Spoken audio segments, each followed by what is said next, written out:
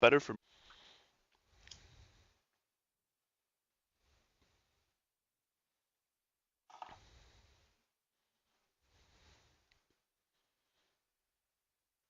yeah, maybe where you live. The one down from the one down the street from me slaps pretty hard.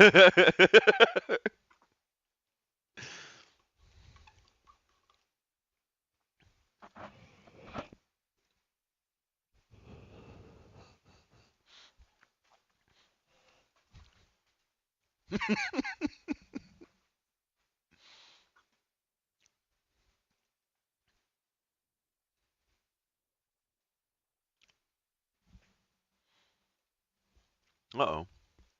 Okay. Do you play Magic at all? How big is the Albanian Magic scene, if you know?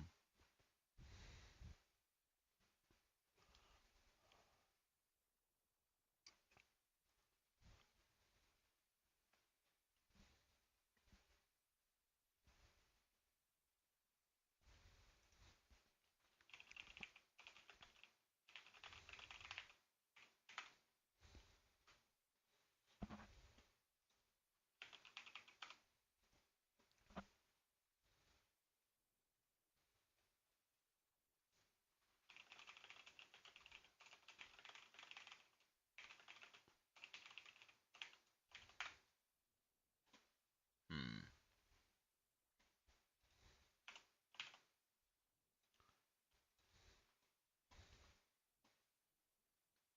Merlon? What the fuck is Merlon? Oh, card game.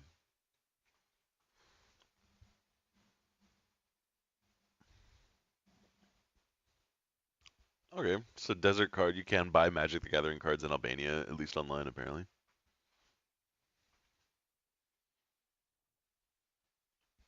Uh-oh. Did my stream go down?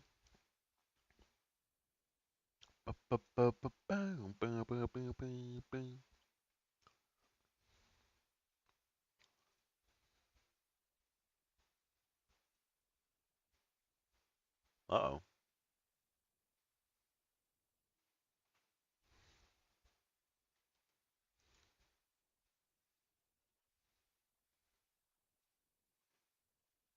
Huh.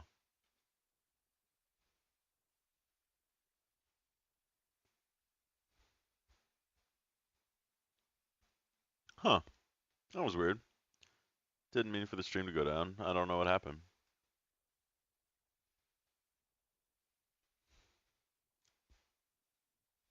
That's pretty lame, huh?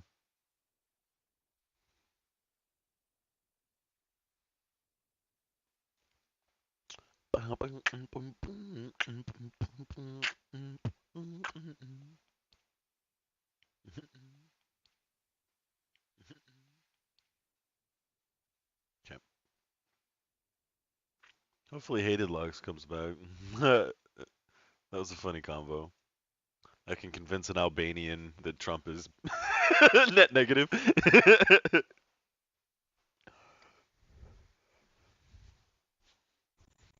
Hey,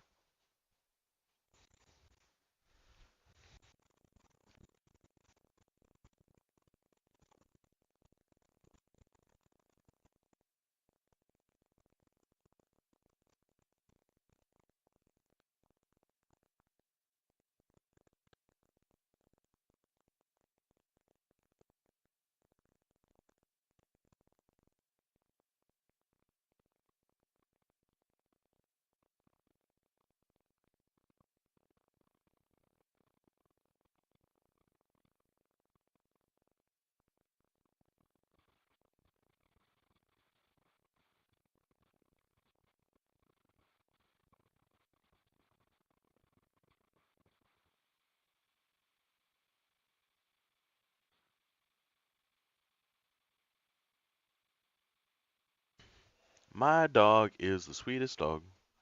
That's you. Do you want a treat?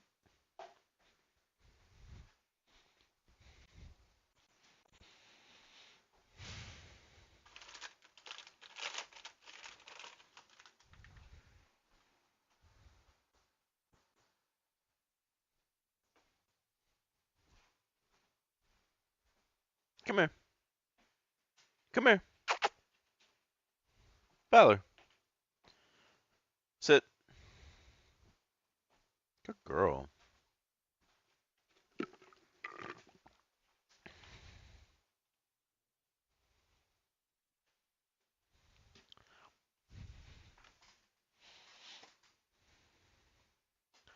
Ba, ba, ba, ba, bam, ba, ba, ba, ba, ba. Alright, So back to Dama this. DeRosa could just cast Splinter Twin, and the good thing is that he knows with the amount of mana available for Martin Dang, there really isn't any kind of opposition that can be presented by the Dang. Yeah, Martin's in a position where if he wants to leave up Beast Within, he has to spend so much mana every turn just doing nothing. And that's a big advantage for Paulo. That's one of the ways that Splinter Twin really takes advantage of deck construction, is that if your opponent wants to leave 3 mana up to counter a Twin, then you can just not play your Twin and proceed as normal. But it seems like these players enjoying the opportunity to slow roll or something else, get a preview from Battle for Zendikar. We are going to have a preview for that after this round, so do stay tuned. But in the meantime, these players making the most of their time in the spotlight, giving us plenty of Magic to watch. Yeah, I would say that the Living End deck has a surprising amount of interactivity. If Paulo were to try to go off with his combo of Splinter Twin and the Deceiver Exarch, Dong could Violent Outburst in response to play Living End. But unfortunately, this interactivity is also Dong's win condition. So while Paulo can play cards at the end of turn and kind of advance his board slowly, Dong does not have that option. And if he is forced to use a Living End, a Violent Outburst into a Living End, that is making his actual winning the game part of the match a little harder. Right, exactly. Yeah, Dang's list, not unusually, has 3 Was copies Splinter of Living End Twin the total. peak He's of modern? already had to use one of them to get rid of Tasiga. Was it? At some point, it does become a concern just saying, well, I've got this deck that's named after one card, and I don't have any more copies of that one card. I have seen people cascade through their entire deck, so it does happen. It's not completely unknown to suspend a Living End, but not really in this matchup. That's more in the slower creature-based matchups where you just suspend one and stall the game. Vendilion click here coming from Palavitor Dama DeRosa. That means that he's able to either improve his hand or get a look at Martin Dang's. Because of all of the mana issues that Martin Dang's had, I think he's just more keen to make sure that Palavitor Dama DeRosa himself has a good draw. So he gets rid of a Lightning Bolt that's not too impressive, draws something else. And Vendilion Click is Paulo's favorite card in all of Magic for kind of what it just did. It's so flexible that it can disrupt your opponent, make your hand better, present a good attacking clock, trade off in combat. And you see Martin passing with all these 3 mana spells in hand because he's just worried about keeping Beast Within up, which Paulo's taking full advantage of. Yeah, I mean, Paolo now in a place where he can say, I'm not too worried about going off with my combo because while I've got a good attacker in play, I can just gradually get stuck in. Pestamite there joining the team, meaning that Paolo has plenty of attackers in the air. Of course, if it does reach the point where Martin gets up to 5 mana, an option, albeit not a great option for him, is to start casting things like Deadshot Minotaur and just sniping things out of the skies. Realistically, if we see that happen, though, it probably means that Martin Dang not in great shape otherwise. But it looks like our main table, our match between Sean McLaren and Yuya Watanabe is just kicking off. Just the first couple of permanents going into play there. It might be worth just jumping back so that we can make sure that any early flurry of threats, probably from Sean McLaren, doesn't get missed. He's just got his first non-land permanent in play, that one being a Relic of Progenitus. Relic of Progenitus is kind of interesting. It doesn't interact with all that many cards in Yuya's deck because Yuya doesn't have Snapcaster Mage, but it does stop Kitchen Finks from coming back. That's pretty much the main utility that it's got. I guess it does also draw a card. It's not the worst card to draw even when it's not doing anything too active, just because it has little options available to it like that. But in this early few turns of the game, I'm kind of expecting to see both these players just hitting their land drops, trying to do whatever they can in terms of card drawing, just to make sure that they're never too far behind just in terms of lands. It is a bit strange, though, because Sean would have to exile cards from all graveyards in order to draw the card, and he does play Snapcaster Mage, so... It's definitely a cost, but I guess Sean has enough cards in his deck, like Roast, for example, that he just didn't want. Yuya did get some value out of a sideboard card here. It looks like he Celestial Purged the Young Pyromancer, which is one of Sean's best cards. Though Yuya, his Kingdom for a Mystic Gate, since he's got 4 in his deck, and that'll turn 1 white man into 2 blue, because it looks like Yuya's stuck on just 2 planes and a Ghost Quarter. You know, if he has to, he can Ghost Quarter himself to get an island. It's not the kind of play you want to make, but when all else fails, that is a way to get blue mana. Meanwhile, Sean McLaren here, able to fetch lands to keep on track. I mean, as we've noted earlier, he doesn't necessarily need to see quite so many lands in order to be able to do everything that his deck wants. That's one of the strengths of Blue-Red Pyromancer in this matchup. And I guess that being on the play as well, in principle, he could have got something going. In practice, though, that something got Celestial Purge pretty fast.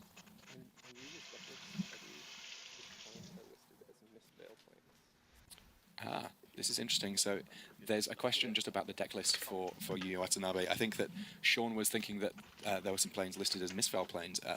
We'll see if we can just get that cleared up. 3 misfail planes. At least that's what I have seen. Yeah. I mean, we have the actual list in front of us, and it is listed as 3 planes. So I don't think it's too big a worry, but just something that Sean wanted to get cleared up there. Though, if he brought in Blood Moon because he thought they were misfail planes, not actual planes, that is pretty awkward. This would knock Yu down to his 3 islands left in his deck as blue mana sources, so he has to decide now whether he wants to ghost score one of his planes in order to get one of those islands. Yeah, it looks like he's doing it. Well, we said that this matchup could be about hitting land drops. This effectively a Blood Moon in order to Stone Rain Yu Watanabe at this point to destroy one of his lands. It does now mean that he's a little short on Blood Moon mana, is such but an he's ass got the whooping. mana for one last remand. And that gives you an extra draw at finding a land. It also lets him find one of his flooded strands, which can then turn into a basic before the Blood Moon comes down. Or the worst flooded strand in the world, Ghost Quarter. I Blood Moon the fuck out of people yesterday. Blood Moon's so good right now. Oh my god.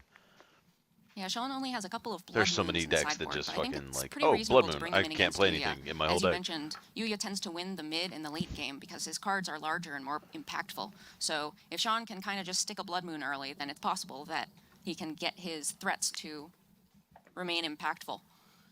Yeah, I mean, there's only 3 islands in Yuya's deck, which means that casting a Cryptic Command becomes comparatively tricky with the Blood Moon in play. Detention Sphere, they're able to deal with the enchantment before it really caused too much of a worry. I mean, the other side of it, I suppose, is that when there are 4 Celestial Colonnades in your opponent's deck, if you resolve and get to keep in play a Blood Moon, basically you're preemptively killing those creatures. And the cost of boarding in Blood Moon is not super high. Sean gets to board in maybe even just 1 Blood Moon if he wants, or 2. And he gets to play that. It doesn't impact his mana base that much. And even if it just shuts off Yuya's Colonnades or makes Cryptic a little harder to cast, that might be enough. But looking at Sean's hand here, it does seem to have a pretty impressive array of counter magic and sort of Ghost control Quarters options in here. your control He deck. spoke earlier about being an electrolyzed guy. He has that available to him. That there effectively most of the time a 2-point burn spell to the head and draw a card. But drawing cards is pretty good in this matchup. Drawing cards is often pretty good. It seems like Yuya thinks so too. He's got Wall of Omens there. It'll be interesting to see whether or not that's enough to warrant a spell snare from Sean McLaren. And he says, yep, that's good enough. The problem, again, with Sean's game plan here is he's not doing anything to Yuya. Like, yes, Sean has a hand of 4 counterspells and an Electrolyze, one of which is, I guess, a Snapcaster, but that's not going to end the game, and eventually Yuya's going to get something into play. Sean needs a Young Pyromancer in order to really pressure. This is where not having the card Delver of Secrets in your deck is a big liability. If Sean had Delver of Secrets in his deck, I think this matchup would be much, much better for him. Yeah, I mean, this is the sort of deck that historically could easily have been called Blue-Red Delver, with a cheap threat and then sort of compounding, sort of backing up that threat with some counter magic with some disruption. In this case, the threat isn't Delver, but it's certainly proved to be a powerful deck nonetheless. He is currently 4-0. Just a quick update for you on one of our back tables. Kentaro Yamamoto falls to 1-4 as Brad Nelson defeats him with Jund. It looks like Yamamoto could be in slightly tricky shape to do a repeat on last year, where he did make the top 4 of this World Championship. And Seth Mansfield also 2-0 up against Jacob Wilson. So they're hexproof auras, proving its worth. He had a little bit of a rough ride last round, Seth, but this round back on track. He is now at 4-1. So Yuya does have a lot of cards in his hand that he can't cast. He's got Ojutai and he's got Cryptic Command. And yeah, it's not really helping him out a whole lot right now, but the lone Grim Lavamancer is still not quite enough to force Yuya into action. He does have Supreme Verdict, which is pretty nice in this matchup because it just clears everything out and is just uncounterable. That uncounterable clause is key against a deck full of Remands, Mana Leaks, and Cryptics. Serum Visions here for Sean McLaren. His draws are going absolutely fine. The big issue that I think that he's having really is just the fact that Yuya Watanabe, when he gets to actually cast a threat, it's a much more threatening threat. Yuya's getting close to having to discard a hand size, which is not the thing you want to do on turn 11. Yeah, this would have been a very different game if Sean had stuck a Young Pyromancer early. And Sean did draw another one just last turn, so my guess is that he's waiting until he's got all his mana untapped before trying to go for it. He also has to respect Supreme Verdict, and playing Pyromancer and getting Pyromancer plus Lavamancer hit by Verdict is something he looks like he's unwilling to do. Well, it looks like Yuya's willing to expend a removal spell to try and get rid of this Grim Lavamancer. It gets one last shot off on the way out. Sean McLaren's Graveyard not looking particularly exciting now, just a lone Electrolyze. I like Sean's patience here. He could have played Pyromancer. He could have fought over this Path to Exile. I like him just saying, okay, because part of the ways he wins is just a good use of resources. If he's able to go like Snapcaster, Electrolyze you, attack you twice with Snapcaster, just forces Yuya to run into his counterspells. And Sean didn't even cast Gataxian Probe because he wants to save it for when he has a Young Pyromancer in play.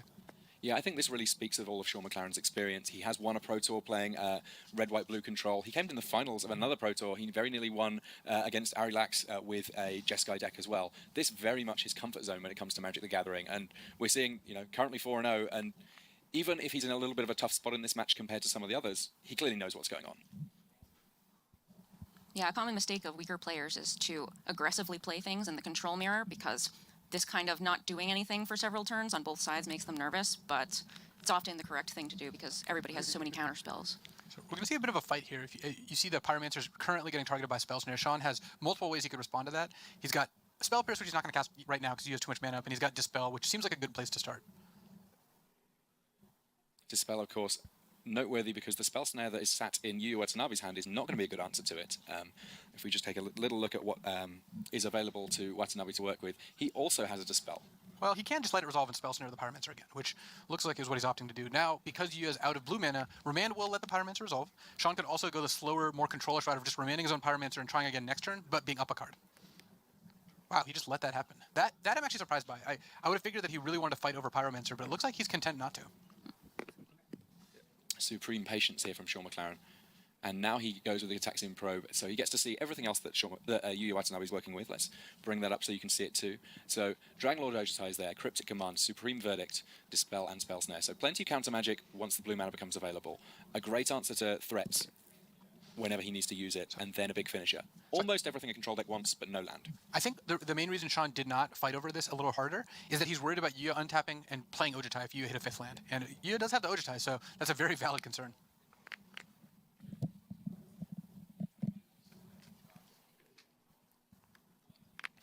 You've drawn blue-eyed Restoration Angel, mid-range. but if I'm you, I'm not feeling very confident about it just resolving. You might as well go for it, but the question is, do you go for it now? That I like. Sean cracked a Scalding Tarn. Basically, the shields are down for half a second here, but well, he can't cast Mana Leak or Remand.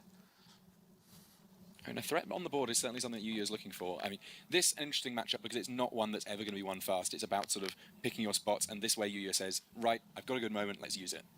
So the natural instinct is to fetch end of turn to get a Steam Vent. Sean did give you a window to resolve a Restoration Angel. To be fair to Sean, though, Yu didn't have it in his hand last turn, so it had to be the one card drawn that Sean didn't know about, which I think may have made him willing to take that risk.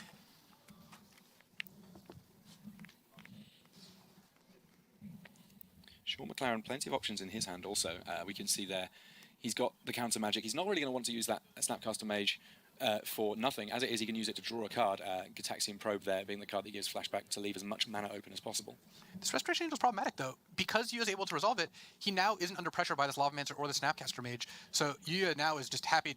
Actually, it looks like he's even starting to race. I guess he's got a 5th land out, so he might be going for something larger. Is he just going to cast Supreme Verdict?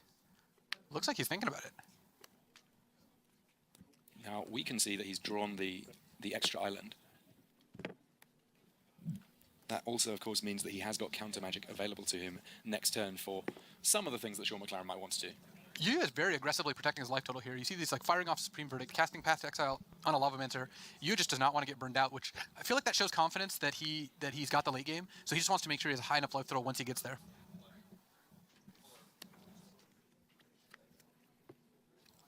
Yeah, it's interesting. The way he played Restoration Angel, the mode was almost Lava Spike, right? But that makes sense. He has card advantage in the late game, so it makes sense to make plays like that. Also, he does have another threat. I mean, once he reaches a point where he feels safe that Sean McLaren can't have too much to stop his dragon, it's not going to take very many swings for Ojutai to clean things up here.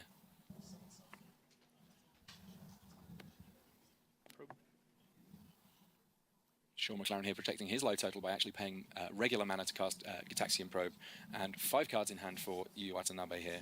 Let's take a quick look at them. Dragon Lord Ojutai, he's been hanging out for a while there. Dispel, Path to Exile, Spell Snare, and Cryptic Command. Once again, we're in a position where Sean has a lot more land than Yuya, and that's much worse for Sean. Yeah, even if they were sort of in a position where they had similar decks, at this point Sean probably would like to have a few more spells. As it is, while Yuya has more expensive spells, he's now able to cast everything as and when he needs to. Yeah, Sean unfortunately also hasn't drawn any of the Desolate Lighthouses that he had spoken of. And he is running 2, which is more than most would do in these sorts of decks. He just has to look on his kitchen finks getting cast here by Yu Watanabe. It says, well, I've got this mana leak. It's gradually reaching a point where it might not be able to do too much. Let's fire it off while we can. To which Yuya says, I've got this Dispel. What do you want to do about that? Additionally, the Kitchen Finks is fairly important here. I think one of Sean's ways that he can win is by dealing enough damage directly to Yuya before he can stabilize, and this Kitchen Finks is going to potentially put him out of range. Well, now's a good time for Spell Snare. There's not the mana available to pay for that. So Kitchen Finks does go to the graveyard. And Sean's big decision there was whether to remand his own Mana Leak and then recast it, or use the Spell Pierce. I like to use the Spell Pierce because Yuya doesn't have a ton of expensive spells that you're really going to be able to Spell Pierce at this point. Cryptic Command is one, but once Yuya draws another land, then that avenue is kind of closed.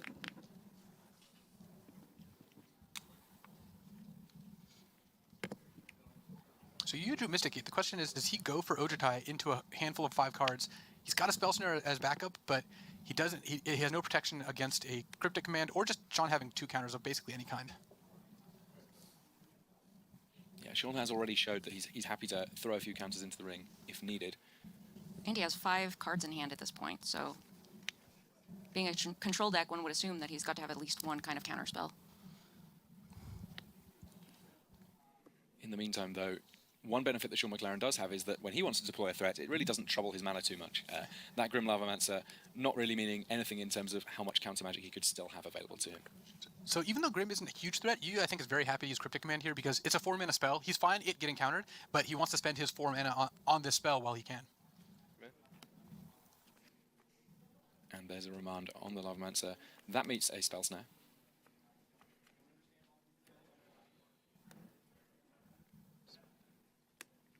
Was that the Dispel? Yeah, he Spell Snared the Spell Snare so that the remand resolved on the Lavamancer. Sean draws a card. Yuya doesn't because Cryptic has no targets. And then Sean could just recast Lavamancer and still have Mana Leak up if he wants. He could even have Cryptic up at that rate. Yuya's hand all of a sudden looking comparatively bare, and this, I guess, what Sean McLaren has been trying to achieve for the entire game. Yuya has 2 cards in hand. Sean knows their Ojutai Path to Exile. Sean can't afford to fight over this path here because he knows Ojutai resolves if he does, but Yuya really looking to draw a Dispel here. If Yuya can just draw another Dispel, I guess he only has the one, so that would be difficult, but otherwise this Ojutai isn't going to resolve. It's going to be countered by either Mana Leak or Cryptic Command, depending on what Sean prefers. And this is exactly what we've seen Sean McLaren do with these sorts of control decks the entire time he's been on the Pro Tour, is just gradually run people low on resources. He's now being beaten up by a Celestial Colonnade, but Both of these decks will be playing the One Ring now.